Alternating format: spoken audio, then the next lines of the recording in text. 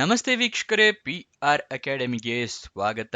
ನೀವೇನಾದ್ರೂ ಸರ್ಕಾರಿ ಹುದ್ದೆಯನ್ನ ಹುಡುಕ್ತಾ ಇದ್ದೀರಾ ಅಂತ ಹೇಳಿದ್ರೆ ತಿಂಗಳಿಗೆ 1.25 ಲಕ್ಷ ರೂಪಾಯಿಗಿಂತ ಜಾಸ್ತಿ ಸಂಬಳ ಸಿಗುವಂತಹ ಕೆಲಸದ ಡೀಟೇಲ್ನ ತೊಗೊಂಬಂದಿದ್ದೀವಿ. ಇದು ಯಾವ ಹುದ್ದೆ, ಹೇಗೆ ಅರ್ಜಿಯನ್ನ ಹಾಕೋಬೇಕು, ಇದೆಲ್ಲದರ ವಿವರನ ತಿಳಿಸ್ಕೊಡ್ತೀನಿ. ಅದಕ್ಕಿಂತ ಮುಂಚೆ ನಮ್ಮ ಚಾನಲ್ ಇನ್ನೂ ಸಬ್ಸ್ಕ್ರೈಬ್ ಆಗಿಲ್ಲ ಅಂತ ಹೇಳಿದ್ರೆ ಇವಾಗಲೇ ಸಬ್ಸ್ಕ್ರೈಬ್ ಆಗಿ. ಪ್ರತಿದಿನನೂ ನಿಮಗೆ ಗೌರ್ಮೆಂಟ್ ಜಾಬ್ ಡೀಟೇಲ್ಸ್ನ ತಲುಪಿಸ್ತೀವಿ. ಹಾಗೆ ಅದರ ಪಕ್ಕದಲ್ಲಿರೋ ಬೆಲ್ಲೈಕನ್ನ ಕೂಡ ಪ್ರೆಸ್ ಮಾಡಿ. ವಿಡಿಯೋ ಅಪ್ಲೋಡ್ ಆಗಿದ ತಕ್ಷಣ ನಿಮಗೆ ನೋಟಿಫಿಕೇಶನ್ ಬರುತ್ತೆ. ಇವಾಗ ವಿಡಿಯೋನ ಶುರು ಮಾಡೋಣ. CCRH ಅಂತ ಹೇಳಿದ್ರೆ central council for research in homeopathy ಡಿಪಾರ್ಟ್ಮೆಂಟ್ನಲ್ಲಿ ಹುದ್ದೆಗಳಿಗೆ ಅರ್ಜಿಯನ್ನ ಕರೆದಿದ್ದಾರೆ. ಲೋಯರ್ ಡಿವಿಷನ್ ಕ್ಲರ್ಕು, ಡ್ರೈವರ್ ಹುದ್ದೆ, ಸ್ಟೆನೋಗ್ರಾಫರು, ಇನ್ನಿತರೆ ಹಲವಾರು ಹುದ್ದೆ ಖಾಲಿ ಇದೆ. ಟೋಟಲ್ 90 ಹುದ್ದೆ ಖಾಲಿ ಇರುತ್ತೆ. ಉದ್ಯೋಗ ಸ್ಥಳ ಅಖಿಲ ಭಾರತದಲ್ಲಿ ಖಾಲಿ ಇದೆ. ಸ್ಯಾಲ್ರಿ 19,900 ರೂಪಾಯಿಂದ ಹಿಡಿದು 1,77,500 ರೂಪಾಯಿ ತನಕ ತಿಂಗಳಿಗೆ ಸ್ಯಾಲ್ರಿ ಇರುವಂತಹ ಜಾಬ್ಗಳು ಇದಾಗಿರುತ್ತೆ. ಯಾವ್ಯಾವ ಜಾಬ್ ಎಷ್ಟೆಷ್ಟು ಖಾಲಿ ಇದೆ ಅಂತ ಹೇಳಿ ತಿಳ್ಕೊಳ್ಳೋಣ. ರಿಸರ್ಚ್ ಆಫೀಸರ್ ಹೋಮಿಯೋಪತಿ 12 ಖಾಲಿ ಇದೆ. ರಿಸರ್ಚ್ ಆಫೀಸರ್ ಎಂಡೋಕ್ರಿನಿಯಾಲಜಿ ಹುದ್ದೆ 1 ಖಾಲಿ ಇದೆ. ರಿಸರ್ಚ್ ಆಫೀಸರ್ ಪ್ಯಾಥಾಲಜಿ ಹುದ್ದೆ 1 ಖಾಲಿ ಇದೆ. ಜೂನಿಯರ್ ಲೈಬ್ರರಿಯನ್ ಹುದ್ದೆ 1, ಫಾರ್ಮಸಿಸ್ಟ್ ಹುದ್ದೆ 3, x-ray technician 1, lower division clerk ಹುದ್ದೆ 27, ಡ್ರೈವರ್ ಹುದ್ದೆ 2, ಅಸಿಸ್ಟೆಂಟ್ ರಿಸರ್ಚ್ ಆಫೀಸರ್ ಫಾರ್ಮಕಾಗ್ನಸಿ ಹುದ್ದೆ 1, ಸ್ಟಾಫ್ ನರ್ಸ್ ಹುದ್ದೆ 9, ಮೆಡಿಕಲ್ ಲ್ಯಾಬೊರೇಟರಿ ಟೆಕ್ನಾಲಜಿಸ್ಟ್ ಹುದ್ದೆ 28, junior medical laboratory technologist JMLT ಅಂತ ಕರೀತಾರೆ, ಆ ಹುದ್ದೆ 1 ಖಾಲಿ ಇದೆ. ಜೂನಿಯರ್ ಸ್ಟೆನೋಗ್ರಾಫರ್ ಹುದ್ದೆ 3 ಖಾಲಿ ಇದೆ. ಟೋಟಲ್ 90 ಹುದ್ದೆಗಳು. ಇವಾಗ ಇದರ ಸೆಲೆಕ್ಷನ್ ಪ್ರೋಸೆಸ್ ಏನಿರುತ್ತೆ ಅಂತ ಹೇಳಿ ತಿಳ್ಕೊಳ್ಳೋಣ. ಸೆಲೆಕ್ಷನ್ ಪ್ರೋಸೆಸ್ನ ನೋಡೋದಾದ್ರೆ ಮೊದಲನೇದಾಗಿ ಕಂಪ್ಯೂಟರ್ ಬೇಸ್ಡ್ ಟೆಸ್ಟ್ ಇರುತ್ತೆ. ಅದಾದ ನಂತರ ಇಂಟರ್ವ್ಯೂ ಅಂದರೆ ಸಂದರ್ಶನವನ್ನು ಇಟ್ಟಿರ್ತಾರೆ. ಇದಿಷ್ಟು ಸೆಲೆಕ್ಷನ್ ಪ್ರೋಸೆಸ್ನ ವಿವರ ಆಗಿದೆ. ನೆಕ್ಸ್ಟ್ ಯಾವ್ಯಾವ ಹುದ್ದೆಗೆ ಎಷ್ಟೆಷ್ಟು ಸ್ಯಾಲರಿ ಇದೆ ಅಂತ ಹೇಳಿ ಸ್ಪೆಸಿಫಿಕ್ ಆಗಿ ಪ್ರತಿಯೊಂದು ಹುದ್ದೆಗೂ ಕೂಡ ತಿಳಿಸ್ಕೊಡ್ತೀನಿ. ಅದಕ್ಕಿಂತ ಮುಂಚೆ ದಯವಿಟ್ಟು ಆ ಲೈಕ್ ಬಟನ್ನ ಇನ್ನೂ ಪ್ರೆಸ್ ಮಾಡಿಲ್ಲ ಅಂತ ಹೇಳಿದ್ರೆ ಇವಾಗಲೇ ಆ ಲೈಕ್ ಬಟನ್ನ ಪ್ರೆಸ್ ಮಾಡಿ. ಮತ್ತೆ ಏನಾದರೂ ಒಂದು ಕಮೆಂಟ್ ಮಾಡಿ, ಒಂದು ಡಾಟ್, ಒಂದು ಎಮೋಜಿ ಏನಾದರೂ ಒಂದು ಕಮೆಂಟ್ ಮಾಡಿ. ನೀವು ಕಮೆಂಟ್ ಮಾಡೋದ್ರಿಂದ ಆ ವಿಡಿಯೋಗೆ ಸ್ವಲ್ಪ ರೀಚ್ ಸಿಗುತ್ತೆ. ಮತ್ತೆ ನಿಮಗೆ ಏನಾದರೂ ಗೊತ್ತಿಲ್ಲ ಅಥವಾ ಹೊಸ ವೀಕ್ಷಕರು ಅಂದರೆ ತಿಳಿಸ್ಕೊಡ್ತಾ ಇದ್ದೀನಿ. ವೆಬ್ಸೈಟ್ನ ಶುರು ಮಾಡಿದ್ದೀವಿ. ಈ ವೆಬ್ಸೈಟಿಂದಾನೇ ನಿಮಗೆ ಪ್ರತಿದಿನ ಜಾಬ್ ಡೀಟೇಲ್ಸ್ನ ತಿಳಿಸ್ಕೊಡೋದು. prgovernmentjobs.com ಅಂತ ಹೇಳಿ, prgovtjobs.com.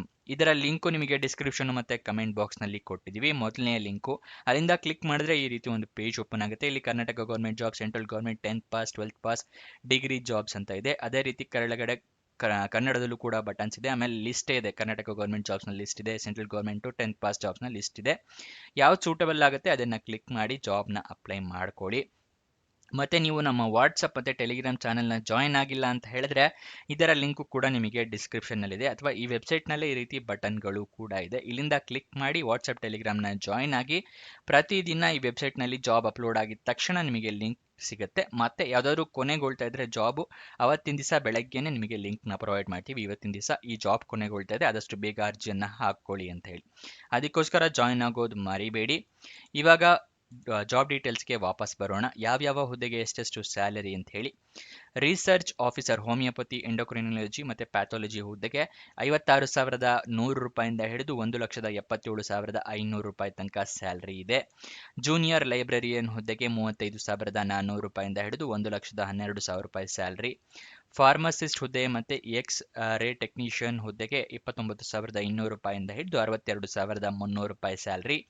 ಲೋಯರ್ ಡಿವಿಷನ್ ಕ್ಲರ್ಕ್ ಮತ್ತು ಡ್ರೈವರ್ ಹುದ್ದೆಗೆ 19,900 ರೂಪಾಯಿಂದ ಹಿಡಿದು 63,200 ರೂಪಾಯಿ ತನಕ ಸ್ಯಾಲರಿ ಇದೆ.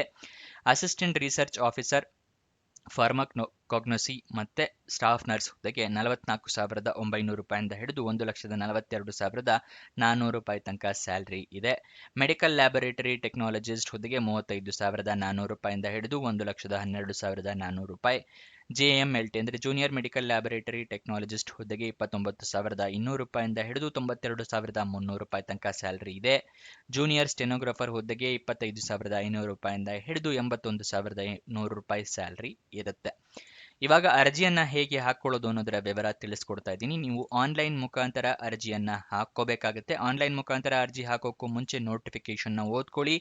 ಏನೇನು ಎಲಿಜಿಬಿಲಿಟಿ ಕ್ರೈಟೀರಿಯಾ ಇದೆ ಅಂತ ತಿಳ್ಕೊಂಡ ನಂತರ ಅರ್ಜಿಯನ್ನು ಹಾಕ್ಕೊಳ್ಳಿ. ಇಲ್ಲಾಂದರೆ ಅಪ್ಲಿಕೇಶನ್ ರಿಜೆಕ್ಟ್ ಆಗೋ ಚಾನ್ಸಸ್ ಜಾಸ್ತಿ ಇರುತ್ತೆ. ಮತ್ತು ಆನ್ಲೈನ್ ಅಪ್ಲಿಕೇಶನಲ್ಲಿ ಇಮೇಲ್ ID, ಮೊಬೈಲ್ ನಂಬರ್ನ ಕರೆಕ್ಟಾಗಿ ಮೆನ್ಷನ್ ಮಾಡಿ. ಏನೇನು ಡಾಕ್ಯುಮೆಂಟ್ಸ್ ಬೇಕು ಅಂತ ಹೇಳ್ತಾ ಇದ್ದೀನಿ. ಮೊದಲನೇದಾಗಿ ID proof, Aadhaar card, voter ID ಅಥವಾ ಪಾನ್ ಕಾರ್ಡ್. ಎಜುಕೇಷನ್ ಕ್ವಾಲಿಫಿಕೇಷನ್ಗೆ ನಿಮ್ಮ ಮಾರ್ಕ್ಸ್ ಕಾರ್ಡು, ಸರ್ಟಿಫಿಕೇಟ್ಸು ಬೇಕಾಗುತ್ತೆ.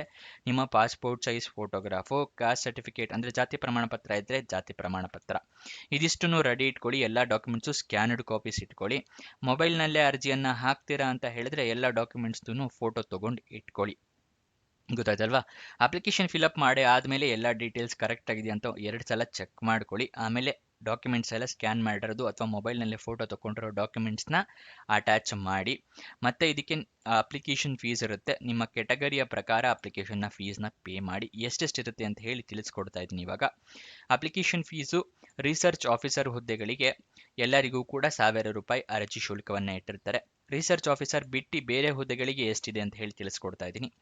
SC/ST ಕ್ಯಾಂಡಿಡೇಟ್ಸ್ಗಳಿಗೆ, ಅಂಗವಿಕಲ ಕ್ಯಾಂಡಿಡೇಟ್ಸ್ಗಳಿಗೆ ಮತ್ತು ಫಿಮೇಲ್ ಕ್ಯಾಂಡಿಡೇಟ್ಸ್ ಅಂದರೆ ಹೆಣ್ಣು ಮಕ್ಕಳಿಗೆ ಅರ್ಜಿ ಶುಲ್ಕವನ್ನು ಇಟ್ಟಿರೋದಿಲ್ಲ.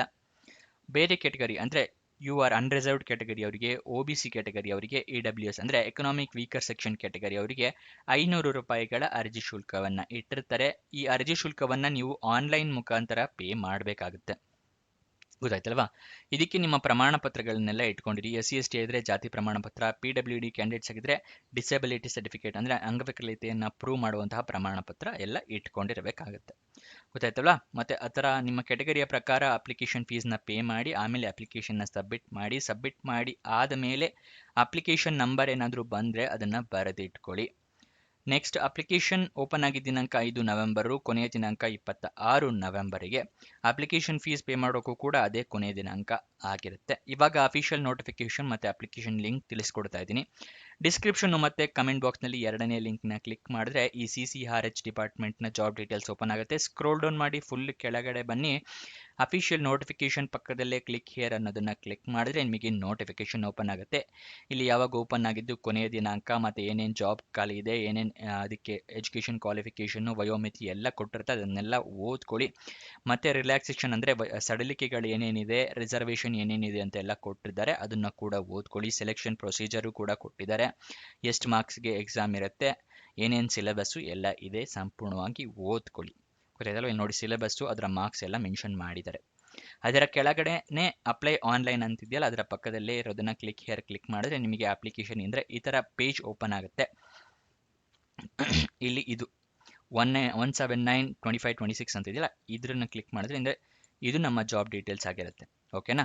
ಇಲ್ಲಿ ಅಪ್ಲೈ ಆನ್ಲೈನ್ ಅಂತಿದೆಯಲ್ಲ, ಇದನ್ನು ಕ್ಲಿಕ್ ಮಾಡಿ ನಿಮಗೆ ಅಪ್ಲಿಕೇಶನ್ಗೆ ಕರ್ಕೊಂಡು ಹೋಗುತ್ತೆ. ಮುಂಚೆನೇ ರಿಜಿಸ್ಟ್ರೇಷನ್ ಆಗಿದ್ರೆ ಇಲ್ಲಿ ರಿಜಿಸ್ಟರ್ ID ಅಥವಾ application ID hockey date of birth hockey login ಕೊಡ್ಬೋದು. ಅಥವಾ ನೀವು ನ್ಯೂ ರಿಜಿಸ್ಟ್ರೇಷನ್ ಅಂತ ಹೇಳಿದ್ರೆ click here for new registration ಇದೆಯಲ್ಲ, ಇದನ್ನು ಕ್ಲಿಕ್ ಮಾಡಿ ನಿಮಗೆ ಈ ರೀತಿ ಪೇಜ್ ಓಪನ್ ಆಗುತ್ತೆ. ಇಲ್ಲಿ ನಿಮ್ಮ ಬೇಸಿಕ್ ಡೀಟೇಲ್ಸ್ನ ಎಲ್ಲ ಅಪ್ಲೋಡ್ ಮಾಡಿ ಇಲ್ಲಿ ನೀವು ಸಬ್ಮಿಟ್ನ ಕೊಡಬೇಕಾಗುತ್ತೆ, ಸೇವ್ ಆ್ಯಂಡ್ ಪ್ರೊಸೀಡ್. ಆವಾಗ ನಿಮ್ಮ ಅಪ್ಲಿಕೇಶನ್ ಓಪನ್ ಆಗುತ್ತೆ. ಅಲ್ಲಿಂದ ನೀವು ಜಾಬ್ ಡೀಟೇಲ್ಸ್ನ ಅಪ್ಲೈ ಮಾಡ್ಬೋದು, ಯಾವ ಜಾಬಿಗೆ ಬೇಕು ಅಂತ ಹೇಳಿ. ನೆಕ್ಸ್ಟ್, ಅಫಿಷಿಯಲ್ ವೆಬ್ಸೈಟ್ ಅಡ್ರೆಸ್ನ ತಿಳ್ಕೊಳ್ಳೋದಾದರೆ ccrhindia.ayush.gov.in ಇದು ಅಫಿಷಿಯಲ್ ವೆಬ್ಸೈಟ್ನ ಅಡ್ರೆಸ್ ಆಗಿರುತ್ತೆ. ಇವಾಗ ವಯೋಮಿತಿಯ ಡೀಟೇಲ್ಸ್ನ ತಿಳ್ಕೊಳ್ಳೋಣ. ರಿಸರ್ಚ್ ಆಫೀಸರ್ ಹುದ್ದೆಗೆ ಮ್ಯಾಕ್ಸಿಮಮ್ 40 ವರ್ಷದವ್ರ ತನಕ ಅರ್ಜಿ ಹಾಕ್ಕೋಬಹುದು. ಜೂನಿಯರ್ ಲೈಬ್ರರಿಯನ್ ಹುದ್ದೆಗೆ ಮ್ಯಾಕ್ಸಿಮಮ್ 25 ವರ್ಷ. ಫಾರ್ಮಸಿಸ್ಟ್ ಹುದ್ದೆಗೆ 18ರಿಂದ 25 ವರ್ಷ. ಎಕ್ಸ್ರೇ ಟೆಕ್ನಿಷಿಯನ್ ಹುದ್ದೆಗೆ ಮ್ಯಾಕ್ಸಿಮಮ್ 25 ವರ್ಷ. ಲೋವರ್ ಡಿವಿಷನ್ ಕ್ಲರ್ಕ್ಗೆ 18ರಿಂದ 27 ವರ್ಷ. ಡ್ರೈವರ್ ಹುದ್ದೆಗೆ ಮ್ಯಾಕ್ಸಿಮಮ್ 27 ವರ್ಷ. ಅಸಿಸ್ಟೆಂಟ್ ರಿಸರ್ಚ್ ಆಫೀಸರ್ ಮತ್ತು ಸ್ಟಾಫ್ ನರ್ಸ್ ಹುದ್ದೆಗೆ ಮ್ಯಾಕ್ಸಿಮಮ್ 30 ವರ್ಷ. ಮೆಡಿಕಲ್ ಲ್ಯಾಬೊರೇಟರಿ ಟೆಕ್ನಾಲಜಿಸ್ಟ್ ಹುದ್ದೆಗೆ ಮ್ಯಾಕ್ಸಿಮಮ್ 35 ವರ್ಷ. JMLT ಹುದ್ದೆಗೆ ಮ್ಯಾಕ್ಸಿಮಮ್ 28 ವರ್ಷ. ಜೂನಿಯರ್ ಸ್ಟೆನೋಗ್ರಾಫರ್ ಹುದ್ದೆಗೆ 18ರಿಂದ 27 ವರ್ಷ. ಆದರೆ ವಯೋಮಿತಿಯ ಸಡಿಲಿಕೆಯನ್ನು ಕೊಟ್ಟಿದ್ದಾರೆ. OBC ಕ್ಯಾಂಡಿಡೇಟ್ಸ್ಗಳಿಗೆ 3 ವರ್ಷದ ಸಡಿಲಿಕೆ ಇದೆ. SC/ST ಕ್ಯಾಂಡಿಡೇಟ್ಸ್ಗಳಿಗೆ 5 ವರ್ಷದ ಸಡಿಲಿಕೆ ಇದೆ. ಅಂಗವಿಕಲ ಕ್ಯಾಂಡಿಡೇಟ್ಸ್ ಯಾವುದೇ ಅನ್ರಿಸರ್ವ್ಡ್ ಕ್ಯಾಟಗರಿ ಆಗಿದ್ದರೆ 10 ವರ್ಷದ ಸಡಿಲಿಕೆ. ಅಂಗವಿಕಲ ಕ್ಯಾಂಡಿಡೇಟ್ಸ್ OBC ಕ್ಯಾಟಗರಿ ಆಗಿದ್ದರೆ 13 ವರ್ಷದ ವಯೋಮಿತಿ ಸಡಿಲಿಕೆ. ಅಂಗವಿಕಲ ಕ್ಯಾಂಡಿಡೇಟ್ಸ್ SC/ST ಕ್ಯಾಟಗರಿ ಆಗಿದ್ದಿದ್ರೆ ಅಂಥವರಿಗೆ 15 ವರ್ಷದ ಸಡಿಲಿಕೆಯನ್ನು ಕೊಟ್ಟಿದ್ದಾರೆ. ಆದರೆ ನಿಮ್ಮ ಹತ್ರ ಪ್ರಮಾಣ ಪತ್ರಗಳು ಇರಬೇಕಾಗತ್ತೆ ಎಲ್ಲ ರಿಸರ್ವೇಷನ್ ಪಡ್ಕೊಳ್ಳೋದಕ್ಕೆ. ನೆಕ್ಸ್ಟ್, ಎಜುಕೇಷನ್ ಕ್ವಾಲಿಫಿಕೇಷನ್ನ ತಿಳ್ಕೊಳ್ಳೋದಾದರೆ ರಿಸರ್ಚ್ ಆಫೀಸರ್ ಹುದ್ದೆಗಳಿಗೆ MD ಅಥವಾ ಮಾಸ್ಟರ್ ಡಿಗ್ರಿ ಅಥವಾ M.Pharm ಆಗಿರಬೇಕಾಗುತ್ತೆ. ನೆಕ್ಸ್ಟ್, ಜೂನಿಯರ್ ಲೈಬ್ರರಿಯನ್ ಹುದ್ದೆಗೆ ಗ್ರಾಜ್ಯುಯೇಷನ್ ಆಗಿರಬೇಕು. ಫಾರ್ಮಸಿಸ್ಟ್ ಹುದ್ದೆಗೆ 12th ಮತ್ತು ಡಿಪ್ಲೊಮೊ ಆಗಿರಬೇಕಾಗುತ್ತೆ. ಎಕ್ಸ್ರೇ ಟೆಕ್ನಿಷಿಯನ್ ಹುದ್ದೆಗೆ ಎಜುಕೇಷನ್ ಕ್ವಾಲಿಫಿಕೇಷನ್ನ ನೋಟಿಫಿಕೇಷನ್ನಲ್ಲಿ ಓದ್ಕೊಳ್ಳಿ, ಆ್ಯಸ್ ಪರ್ ನಾರ್ಮ್ಸ್ ಇರುತ್ತೆ. ಲೋವರ್ ಡಿವಿಷನ್ ಕ್ಲರ್ಕ್ ಹುದ್ದೆಗೆ 12th ಪಾಸ್ ಆಗಿರಬೇಕು. ಡ್ರೈವರ್ ಹುದ್ದೆಗೆ 10th ಪಾಸ್ ಆಗಿರಬೇಕು. ಅಸಿಸ್ಟೆಂಟ್ ರಿಸರ್ಚ್ ಆಫೀಸರ್ ಫಾರ್ಮಕಾಗ್ನಿಸಿ ಹುದ್ದೆಗೆ ಮಾಸ್ಟರ್ ಡಿಗ್ರಿ ಅಥವಾ ಎಂ.ಫಾರ್ಮಾ ಆಗಿರಬೇಕು. ಸ್ಟಾಫ್ ನರ್ಸ್ ಹುದ್ದೆಗೆ ಡಿಪ್ಲೊಮೊ ಜಿಎನ್ಎಂ ಅಥವಾ ಬಿಎಸ್ಸಿ ಆಗಿರಬೇಕಾಗತ್ತೆ. ಮೆಡಿಕಲ್ ಲ್ಯಾಬೊರೇಟರಿ ಟೆಕ್ನಾಲಜಿಸ್ಟ್ ಹುದ್ದೆಗೆ ಡಿಗ್ರಿ ಆಗಿರಬೇಕು ರಿಲೆವೆಂಟ್ ಡಿಸಿಪ್ಲಿನ್ನಲ್ಲಿ. ಜೆಎಂಎಲ್ಟಿ ಹುದ್ದೆಗೆ 12th ಮತ್ತೆ ಡಿಎಂಎಲ್ಟಿ ಆಗಿರಬೇಕಾಗತ್ತೆ. ಜೂನಿಯರ್ ಸ್ಟೆನೋಗ್ರಾಫರ್ ಹುದ್ದೆಗೆ 12th ಪಾಸ್ ಆಗಿರೋರು ಅರ್ಜಿಯನ್ನ ಹಾಕೋಬಹುದು. ಇದಿಷ್ಟು ಈ ಜಾಬ್ನ ವಿವರ. ಏನೇ ಡೌಟ್ಸ್ ಅಥವಾ ಕ್ವಶನ್ಸ್ ಇದ್ರೂ ಕಮೆಂಟ್ ಬಾಕ್ಸ್ನಲ್ಲಿ ಕಮೆಂಟ್ ಮಾಡಿ ಉತ್ತರ ಕೊಡೋದಕ್ಕೆ ಪ್ರಯತ್ನ ಮಾಡ್ತೀವಿ.